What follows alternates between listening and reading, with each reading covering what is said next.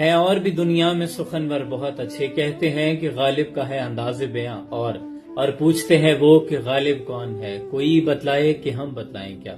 اردو اور فارسی کے ممتاز ترین شاعر، دنیا میں صف اول کے شعراء میں جن کا شمار ہوتا ہے۔ اردو اور فارسی کی مکتوب نگاری میں جدید روش کو تخلیق دینے والے مرزا اسد اللہ خان غالب 27 دسمبر 1797 کالا محل آگرہ ریاست بھرت پور میں پیدا ہوئے۔ مرزا اسد اللہ خان غالب کی مشہور تصانیف میں اردو معلی، آئین اکبری، آثار سنادید اور نوادرات غالب شامل ہیں۔ یہ بات تسلیم اور تحقیق شدہ ہے کہ 18ویں صدی میر تقی میر کی، 19ویں صدی مرزا غالب کی اور 20ویں صدی علامہ اقبال کی ہے۔ غالب لکھتے ہیں کہ کوئی امید بھر نہیں آتی، کوئی صورت نظر نہیں آتی، موت کا ایک دن معین ہے، نیند کیوں رات بھر نہیں آتی، اور ہے کچھ ایسی ہی بات جو چپ ہوں ورنہ کیا بات کر نہیں آتی، اور ہم وہاں ہیں جہاں سے ہم کو بھی کچھ ہماری خبر نہیں آتی، اور کعبے کس منہ سے جاؤ گے غالب، شرم تم کو مگر نہیں آتی۔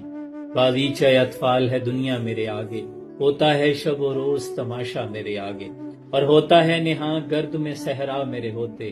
گھستا ہے جبیں خاک پہ دریا میرے آگے، اور ایمان مجھے روکے ہے جو کھینچے ہے مجھے کفر،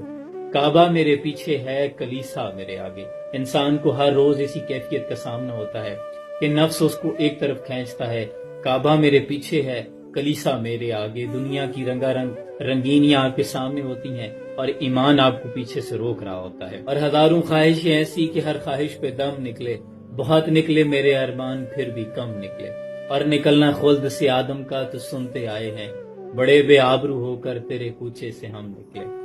اور غالب خستہ کے بغیر کون سے کام بند ہیں، روئیے زار زار کیا کیجیے ہائے ہائے کیوں۔ اور یہ غالب کا اپنا شعر بھی ہے اور میری رائے بھی ہے کہ یہ مسائل تصوف، یہ تیرا بیان غالب، تجھے ہم ولی سمجھتے جو نہ بادہ خار ہوتا۔